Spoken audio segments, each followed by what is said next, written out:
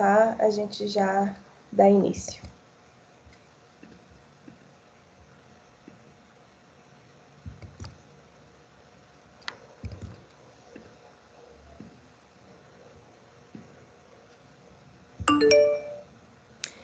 Beleza, gente. Boa tarde. Obrigada por me darem essas informações, porque é a primeira vez que a gente está fazendo isso pelo Microsoft Teams, e aí tem uma certa curva de aprendizado, mas está dando tudo certo. A gente é o CLAU. O CLAU é um projeto de ensino da Faculdade de Letras aqui da UFMG, e o que a gente propõe é um lugar para ser um centro onde os alunos da UFMG podem desenvolver as habilidades de escrita acadêmica. E não só os alunos da Faculdade de Letras, mas todos os alunos que procurarem, né, dependendo da demanda. O que a gente vai ter hoje, então, é uma apresentação sobre o gênero textual Carta de Intenções, e quem vai liderar essa apresentação hoje é a Carol. Ela é um membro do CLAU, ela é mestranda do Pós-Lim, e antes dela começar, eu queria mostrar para vocês um pouquinho o nosso projeto. Então, bom, a gente vai começar, então, com a apresentação do projeto, a apresentação do CLAU. Depois a Carol vai falar sobre o que é a Carta de Intenções, as características desse gênero textual, a estrutura e os elementos. E depois vai dar um pouquinho das referências, se vocês quiserem ler mais por conta própria. Bom, o CLAU, então, ele é a sigla que significa Centro de Letramento Acadêmico Universitário, e a gente é um centro de formação e de referência em escrita acadêmica em português e em línguas adicionais. A gente tem essas duas frentes, né, de formação e de referência, e a gente aborda não só o português, mas também as outras línguas. Então, tem eu e a professora Daisy no inglês, a professora Climene Arruda, que a pesquisa dela é na área de aprender a aprender, ou seja, são as estratégias de estudo, as estratégias de prática mesmo, que vão favorecer o aprendizado e vão, na verdade, ajudar a solidificar o conhecimento que vocês têm, né, independente da disciplina. A gente tem a professora Daniela Irakawa do francês, o professor Evandro do italiano, a professora Lucia também é do italiano, a professora Laurene do espanhol e a professora Ulrike do alemão. Gente, desculpa aqui, pronto. Eu vou explicar só um pouquinho sobre as atividades do CLAU. Então, a gente oferece monitoria, e essa monitoria, ela não é dedicada a uma disciplina específica, e ela também não é voltada a questões de língua adicional, como seria, por exemplo, uns cursos de línguas livres, porque não é exatamente esse o ponto do projeto. A nossa monitoria é para auxiliar aqueles que querem desenvolver as habilidades de escrita acadêmica em português ou em uma dessas línguas adicionais. Então, a gente oferece esse apoio extra-classe, e esse atendimento, ele é individual e ele é síncrono. Então, a gente tem, funciona como uma monitoria, a gente tem o agendamento e vocês mandam para a gente o ponto que vocês precisam ou o texto que já está escrito, que aí a gente vai preparar uma sessão para poder auxiliar vocês naquilo que vocês precisam. Dentro da FALE, a gente atende as disciplinas da linguística, da literatura e das línguas adicionais, ou seja, a gente atende todo mundo. E de fora da FALE, a gente ainda não estabeleceu um projeto específico para ser de todas as disciplinas, porque cada uma das áreas, elas têm as convenções. O direito tem certas convenções, a medicina também. Então, assim, a gente oferece, sim, esse apoio para os alunos das outras unidades no que é convenção geral, mas é um plano que a gente tem fazer parcerias com as outras unidades acadêmicas da UFMG para a gente conseguir abordar essas especificidades das outras áreas. Gente, meu trem clica, mas ele demora um pouquinho. Bom, aí tem a parte da formação, e a gente tem uma plataforma online de referência, que é o site clau-ufmg.com, e a gente é um projeto que ele é incipiente, a gente começou agora em novembro, e a gente está alimentando o site semana a semana. Então, a cada semana a gente coloca um gênero textual novo, e o que já está disponível é o da carta de intenção. Então, esse é a nossa estratégia. A gente disponibiliza o material, a gente disponibiliza o workshop, e quem precisar de atendimento extra para esses pontos de escrita acadêmica específicos, podem agendar uma sessão individual, tá? Gente, eu parei aqui um minutinho porque o pessoal tá falando que não tá conseguindo ser aceito, e eu tô aceitando todo mundo, mas o Teams, ele não tá favorecendo. Deixa eu ver se agora foi. Eu acho que agora ele funcionou certinho.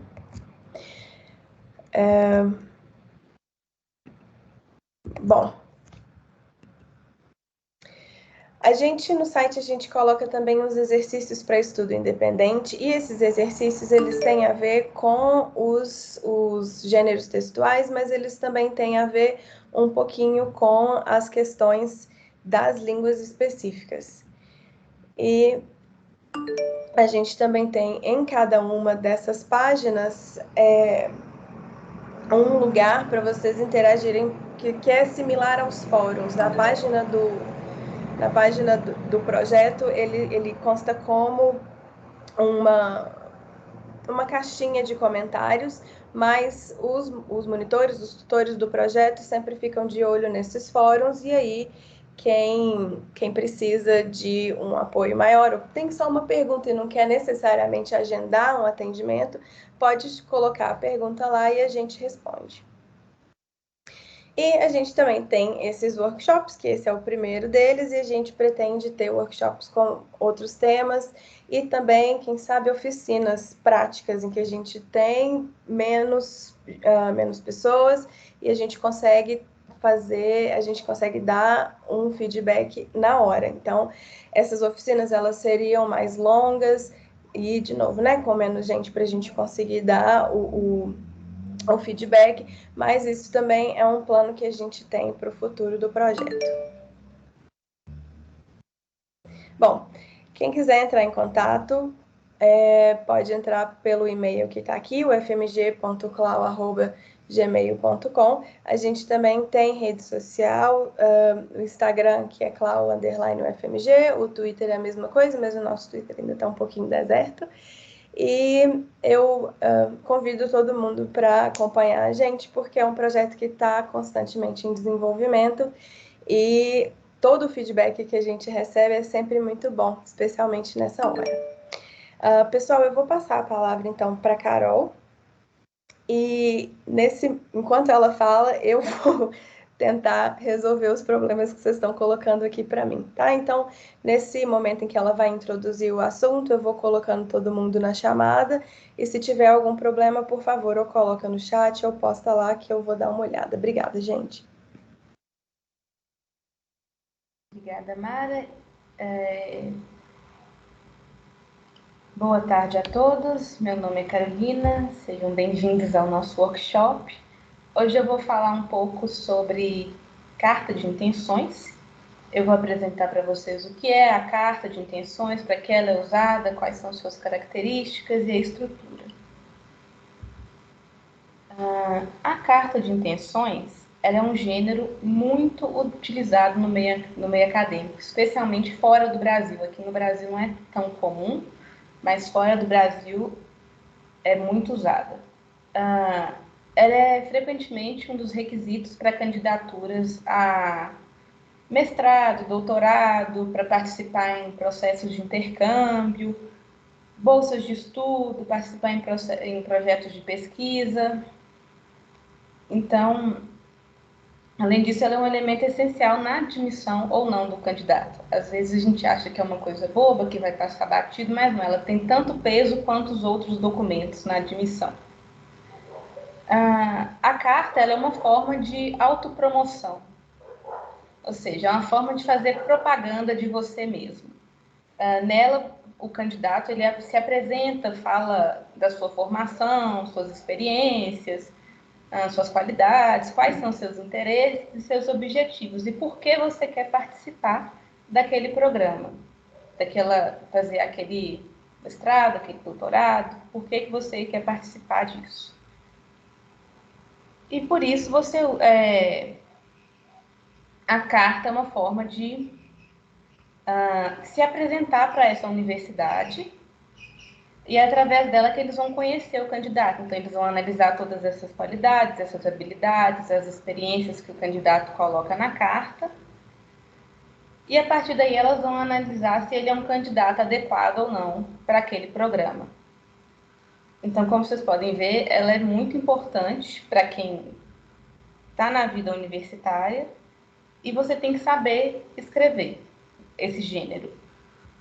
Isso porque, como todo gênero, a carta tem características e estruturas que são próprias. Você tem que observar elas para poder escrever uma boa carta, se adequar a esse gênero. Só uma observação é que cada programa, cada universidade tem exigências específicas. E se você pensa em processos seletivos fora do país, cada língua, cada cultura tem suas particularidades, suas diferenças. Então, sempre que você for participar de um processo seletivo que envolva ter que escrever uma carta de intenção, é muito importante que você confira no site da universidade, no site do programa, no edital, se eles têm alguma especificação, porque aí você consegue se adaptar. Mas mesmo com essas especificações, a carta de intenções é universal. Ela é usada no mundo inteiro e ela tem uma base comum que se aplica a todas as línguas. E é isso que a gente vai apresentar hoje para vocês. O geral da carta que é aceito em todos os lugares. E se por acaso vocês têm interesse em uma particularidade de uma língua específica, igual a Mara falou, no CLAU a gente tem um site com as explicações, exemplos, exercícios para o português, para o inglês, para o espanhol, para o italiano e para o alemão, e nós também temos as monitorias. Então, quais são as características da carta? A carta é um texto pequeno.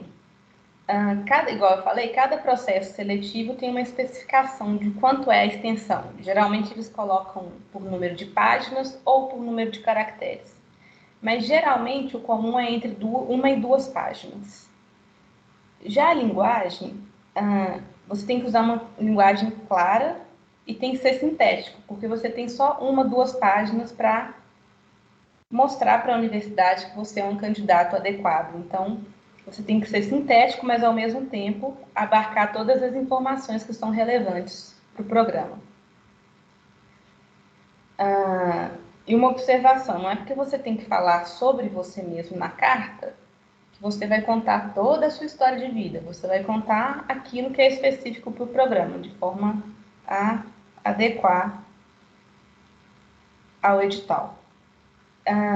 Além disso, a carta é de natureza pessoal, você vai falar sobre você, mas ainda assim ela é uma carta formal, é um documento dirigido a uma instituição, então você tem que usar uma linguagem que seja formal e também se referir ao destinatário, seja a universidade, seja um professor específico, de uma maneira bem formal e respeitosa.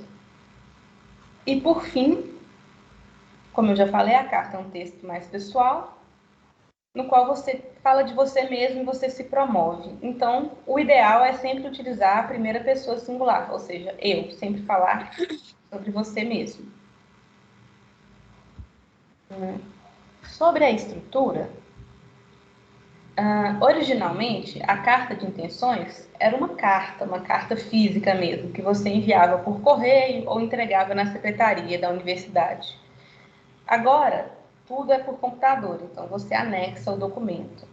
Por causa disso, algumas partes da estrutura original da carta elas têm caído em desuso. Aqui a gente vai falar de todas elas, mas deixar claro que, dependendo, muitas dessas estruturas não estão sendo usadas, elas dependem do programa e é sempre importante observar o edital. Então, a carta geralmente é composta pelo endereçamento, que é basicamente um cabeçalho, onde você coloca o nome da instituição ou do pesquisador que você está enviando a carta, seus dados, o assunto, uma saudação. Aqui, por exemplo, a gente tem assunto, exímio senhor.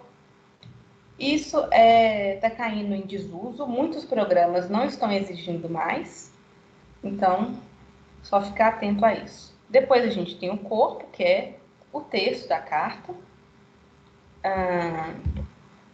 Depois dele, a gente tem a despedida, que é uma saudação atenciosamente, cordialmente, e a assinatura do candidato. Esses dois últimos aqui, despedida e assinatura, também dependem muito do programa, porque eles estão sendo cada vez mais, não estão sendo mais utilizados. Já a formatação, depende de cada universidade. Alguns pedem, por exemplo, igual essa aqui, justificado, com espaço, outros pedem que dê parágrafo.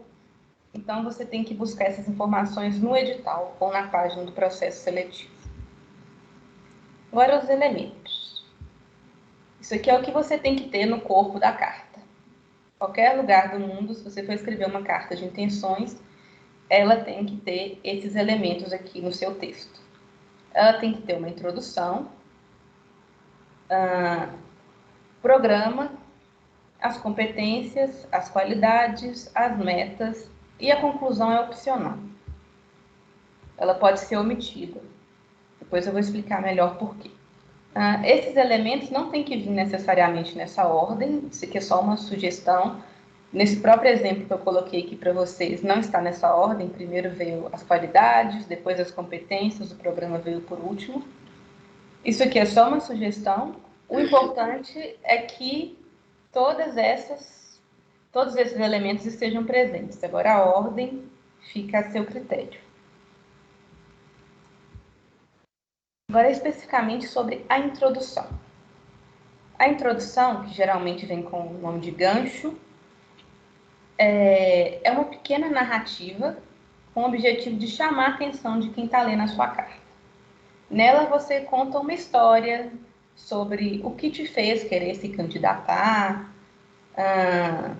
o que te inspirou a isso, você se apresenta e fala também sobre os seus objetivos acadêmicos. Aqui no exemplo, a pessoa fala, por exemplo, começa falando da relação dela com o computador, que teve presente durante toda a vida, e que essa curiosidade fez ela seguir um curso de engenharia informática, que ela está agora concluindo esse curso, e por causa disso ela quer, no caso aqui é uma pessoa que está se candidatando a um mestrado em ciências da computação. Ela quer continuar com o mestrado agora. Depois a gente tem o programa. O que eu estou chamando de programa aqui é a razão pela qual você escolheu se candidatar para aquela universidade. Por que que você quer entrar nessa universidade, nesse curso e não em um outro? E aqui é muito importante você destacar as características do programa e da universidade. Você mostrar que você fez. É muito importante fazer uma pesquisa prévia sobre o programa e a universidade e mostrar isso na carta. Você também tem que especificar alguns fatos, como, por exemplo, é interessante falar da qualidade do ensino da universidade, dos professores, das pesquisas que estão sendo desenvolvidas ali, e falar por que que esses fatores, o que que isso tem a ver com a sua pesquisa e por que que é tão importante para você estudar ali e não em uma outra instituição. E como isso pode te ajudar a alcançar os seus objetivos. Aqui, por exemplo, a pessoa fala que essa universidade foi a melhor opção dela por causa do desenvolvimento profissional, pessoal, do ambiente, da experiência no ensino. Ou seja, você fala bem da universidade, o que é que você acha relevante naquela universidade. Depois você vem a parte de competências. Nessa parte, você elenca quais são as suas competências acadêmicas, profissionais, suas realizações, se você recebeu algum prêmio, se você participou de alguma pesquisa, se você realizou alguma atividade, se você tem alguma experiência profissional. E o objetivo dessa parte é mostrar suas experiências de vida, suas habilidades e como elas podem ser interessantes para a universidade. E como a universidade pode te ajudar. Então, você também pode ser interessante ressaltar como o programa auxilia seu crescimento pessoal e profissional. Aqui, por exemplo, a pessoa fala que recebeu prêmios e que tem vontade de aprender, por isso que ela está se candidatando. Aqui é muito importante, muita gente fala, eu não tenho experiência, eu tenho pouca experiência, eu não tenho muitas atividades relevantes. Bom, experiência todo mundo adquire. Você pode tentar compensar isso falando do seu entusiasmo, da sua vontade, do seu interesse no programa, igual o candidato falou que é vontade de aprender. E é muito importante que você seja honesto. Se você não tem experiência, você não tem experiência. Você não pode tentar compensar colocando informações falsas ou então exagerando o seu currículo, porque a universidade vai pesquisar sobre você. Eles têm o seu currículo lá, porque também faz parte dos documentos. Então, se você mentir na carta, eles vão saber e logo vão te descartar como candidato. E um outro ponto é a gente não ter vergonha de elencar as nossas realizações. Mesmo que isso possa ser incômodo ou, não sei, a gente fica com vergonha achando que a gente vai querer aparecer, mas é muito importante a gente realmente falar tudo que a gente fez, deixar de lado esse incômodo. Essa hora não é hora de ser modesto. Você tem que realmente se autopromover, que é o objetivo da carta. E as qualidades. Aqui, além das competências acadêmicas e profissionais, você também tem qualidades suas. São as suas habilidades, as suas características individuais que vão te destacar como candidato. E aqui é a mesma dica da competência. Não tenha vergonha de falar das suas qualidades. Você está fazendo uma propaganda das suas habilidades para poder convencer a universidade a te aceitar. Então, destaque as suas capacidades. Aqui, por exemplo, o candidato falou sobre trabalho em equipe, que ele é bom em trabalhar em equipe, que ele fala outras línguas. Todas essas características são importantes de serem destacadas. As metas são seus interesses. Quais são seus interesses, seus objetivos acadêmicos, pessoais, profissionais, para o curto, para o médio e para o longo prazo, e como aquele curso, aquele programa, aquela universidade vai te ajudar a atingi-los. Então, aqui é importante você falar sobre o que você quer com aquele programa. Você está se candidatando naquele programa por quê?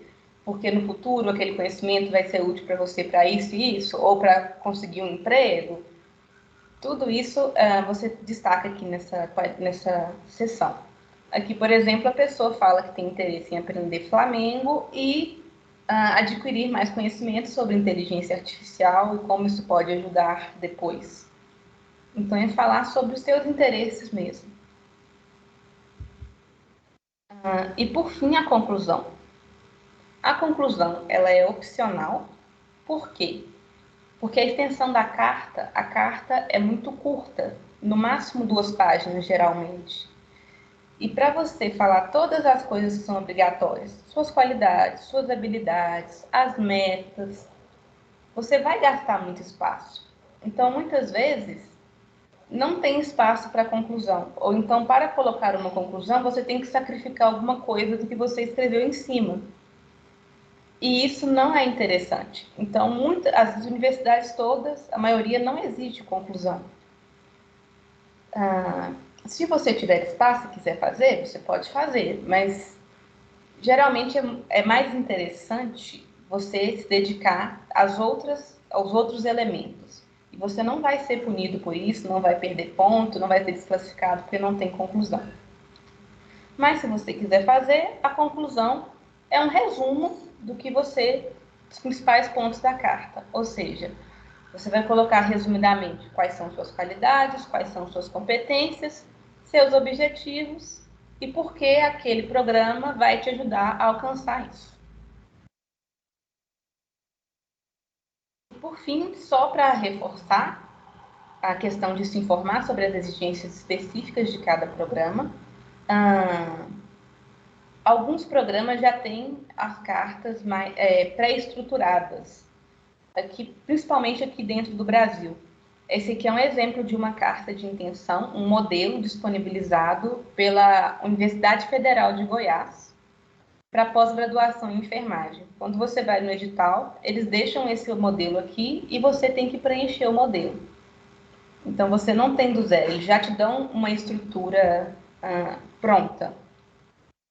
E aqui é um pouco diferente. Aqui, na introdução, eles simplesmente falam como você se chama e que você vem se candidatar ao programa X. Eles não contam aquela história que a gente viu.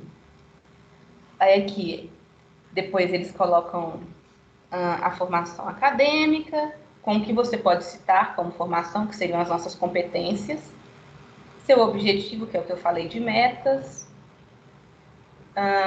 por que você escolheu a universidade e quais são as suas expectativas. E aqui vocês podem ver que eles colocam tanto a saudação quanto a assinatura. Então, isso é só para você se atentar ao programa. E aqui, esse aqui é do site do MIT, que é o Instituto de Massachusetts, nos Estados Unidos. Eles também deixam as instruções deles. Então, eles têm as especificidades deles, só para vocês observarem. Eles colocam aqui o que tem que ter em cada parágrafo, quantos parágrafos tem que ter e o número de páginas. Então, só para vocês se atentarem a isso. O que a gente apresentou aqui é uma coletânea do que se tem de cartas de intenção e de como elas são feitas, quais são os elementos essenciais, mas que cada programa tem suas características próprias, então é sempre bom dar uma olhada. Seria isso, muito obrigada. Eu deixei aqui o e-mail do Clau e o site, caso vocês queiram entrar lá ou enviar qualquer coisa. E agora a gente vai responder as dúvidas. Joia, Carol, obrigada. Eu vou dar um tempinho para vocês colocarem as dúvidas no chat, e aí eu vou lendo as perguntas de vocês. Enquanto isso, eu queria só fazer alguns comentários que, às vezes, a gente, como estudante ou como candidata, a gente acaba esquecendo. Quando a gente tem um processo seletivo, a gente tem que sempre pensar no nosso leitor.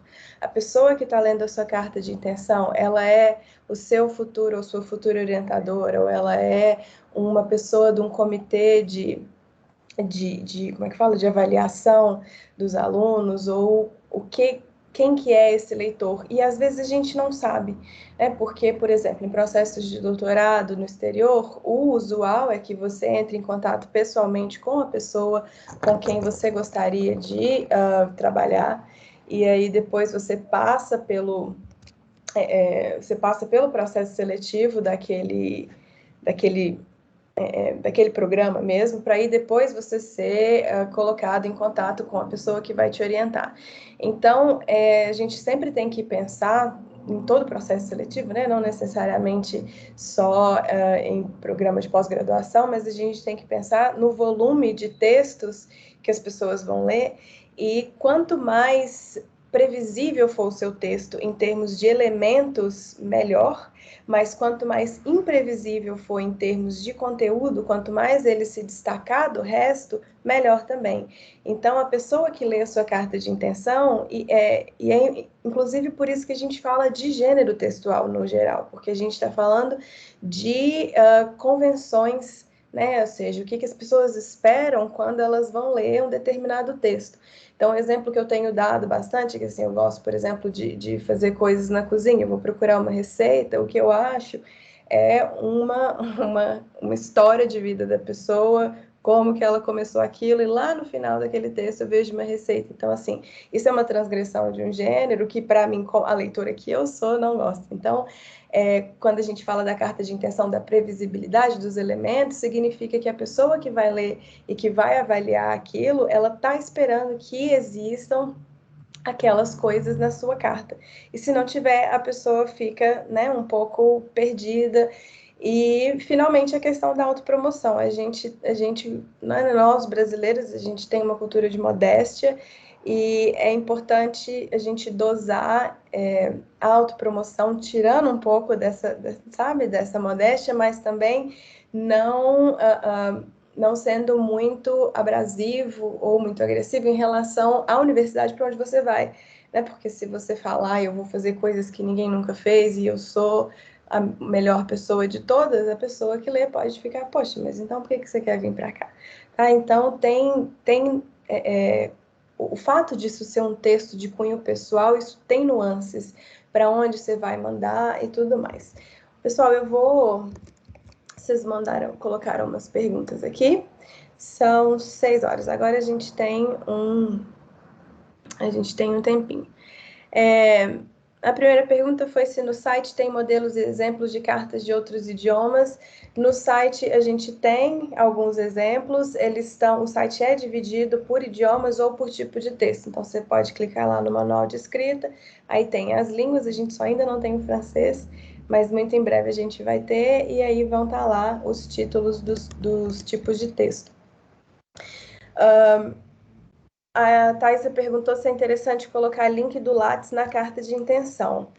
Bom, o Lattes ele é uma coisa muito brasileira, né? Então, a gente vai usar o Lattes só se for para cá.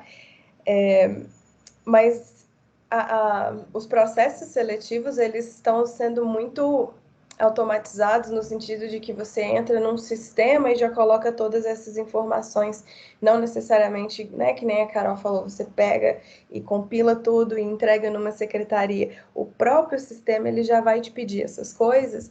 Então, se for um programa de pós-graduação dentro do Brasil, muito provavelmente, se não certamente, você vai precisar informar o seu Lattes com certeza absoluta.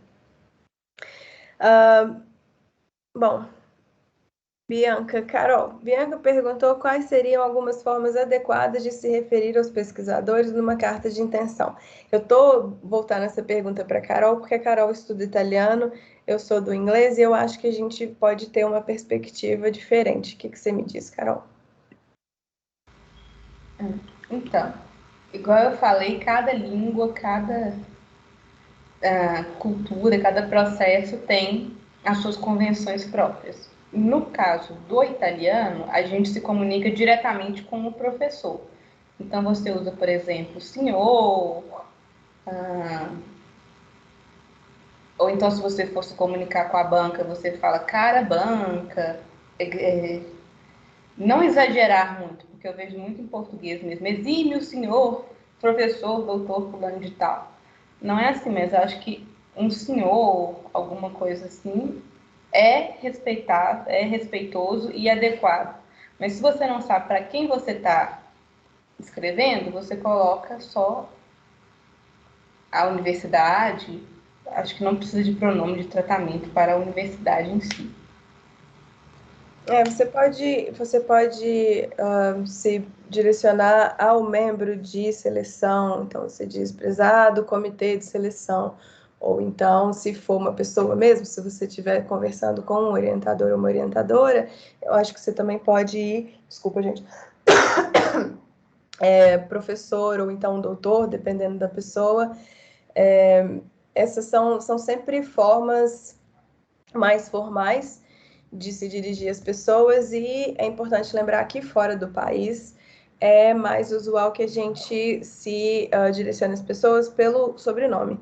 Então, enquanto aqui a gente, não, né, aqui no Brasil não necessariamente a gente tem isso, a gente usa normalmente o sobrenome. Se você tiver em dúvida, usa os dois, tá? E professora Joana X. Então, porque aí não tem o risco de você parecer muito informal, né, muito próximo da pessoa, mas também não tem o risco de você parecer que está fazendo alguma coisa do tipo, sei lá, mala direta, sabe? Que você está falando de um jeito muito não específico. Então, essas são as questões. Saber se você está mandando uma carta para o comitê de seleção ou para o professor, e sempre mais formal do que menos formal.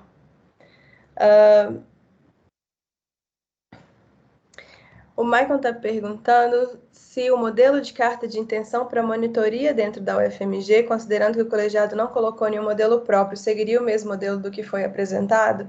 Então, Michael, isso é difícil de responder justamente porque vai de colegiado. A Carol falou e eu concordo muito. A estrutura que a gente apresentou, ela não é inadequada para isso também. Então, se você quer se candidatar à monitoria dentro da faculdade, você pode seguir essa estrutura.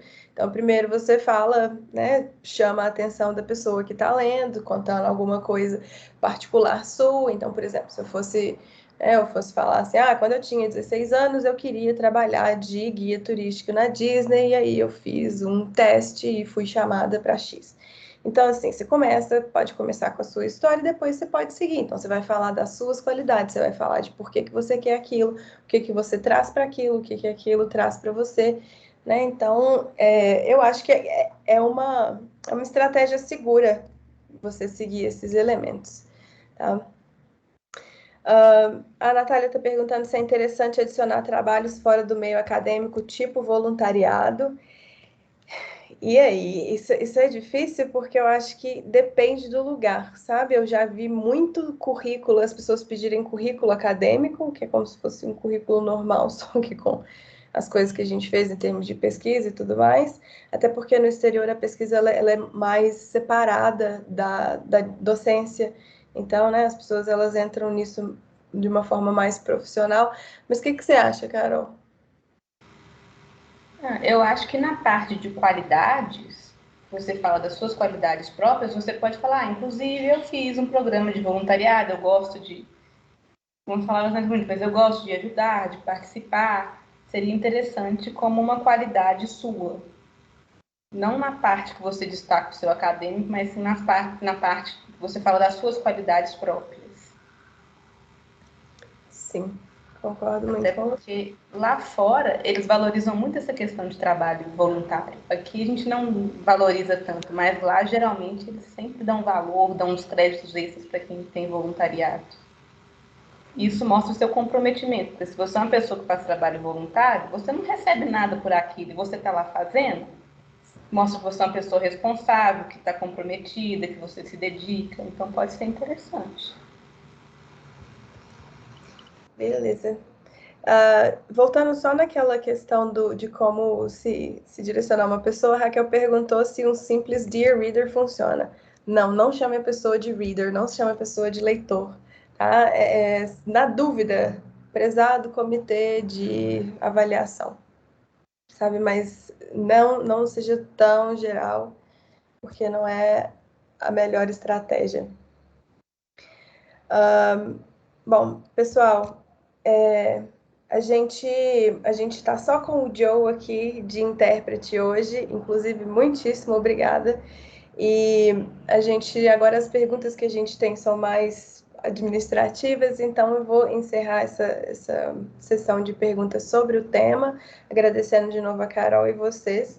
A primeira coisa que eu queria falar mais uma vez é agradecer a paciência e a flexibilidade de vocês, porque o Teams exige da gente um aprendizado maior, e eu vi que muita gente não conseguiu entrar, então eu peço desculpas sinceras por causa disso, mas essa gravação ela vai ficar disponível no canal do YouTube do projeto. Se vocês entrarem lá no site, tem o link para o nosso canal do YouTube. A gente vai emitir um certificado do nosso projeto, então eu vou pegar a lista de presença, que pelo menos o Teams dá para a gente a lista de presença pronta, e aí com os dados que vocês já me enviaram, a gente vai fazer os certificados e envia para vocês. Os slides, alguém perguntou dos slides. A gente não necessariamente coloca os slides porque os tutoriais, por assim dizer, eles já estão disponíveis no site. Então, a não ser que depois a Carol queira, mas assim, eu acho que tudo, a gente pode colocar os exemplos e tudo mais lá no site para vocês. Alguém me pediu para escrever o site, eu vou colocar aqui como resposta. E é isso, gente. Obrigada, de verdade. Se vocês precisarem da gente, é só mandar um e-mail, a gente atende, a gente faz atendimento individual. E é isso. E a gente, assim, eu queria, se vocês tivessem alguma sugestão, alguma dúvida, é só me falar, porque, como eu disse, esse é um projeto que está começando agora, ele começou por causa da pandemia, mas ele vai seguir por até quando o futuro deixar. Então, é isso, pessoal. Muito obrigada. Obrigada, Carol. Obrigada, Joe, de novo. E qualquer coisa é só mandar e-mail ou entrar no site.